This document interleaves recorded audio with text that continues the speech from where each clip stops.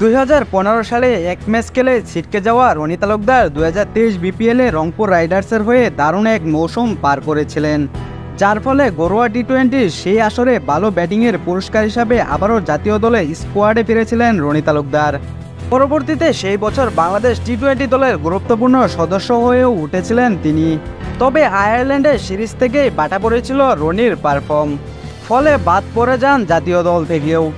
সেই রনি তালুকদার আচমকা জল্পনা উস্কে দিলেন 2024 বিশ্বকাপ চলাকালে, যেখানে গতকাল মঙ্গলবার নিজের ফেসবুকে একটি ছবি পোস্ট করে জানান দেন বিশ্বকাপের ভেন্যু যুক্তরাষ্ট্রে যাচ্ছেন রনি। এরপরই প্রশ্ন উঠেছে, হঠাৎ করেই কেন বিশ্বকাপের পথে এই ওপেনার? অবশ্য এমন প্রশ্নের কারণও আছে। বর্তমানে ভয়াবহ দুঃসময় পার করছে বাংলাদেশ জাতীয় দলের ওপেনার লিটন কুমার দাস। রানের দুর্ভিক্ষ চলছে তার ব্যাটে। অন্যদিকে বিকল্প ওপেনার সৌম্য সরকারও আছেন রানের খরায়।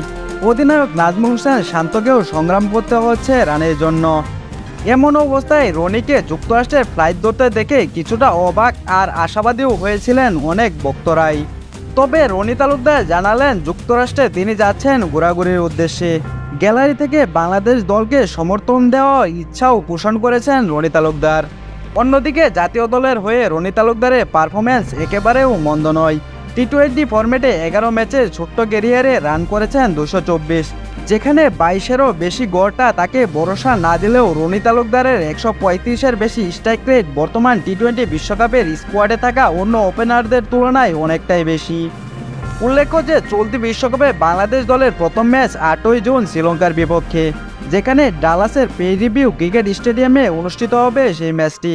এরপর 10 তারিখ নাজমুল হোসেন শান্তর দল মাঠে নামবে দক্ষিণ আফ্রিকার বিপক্ষে।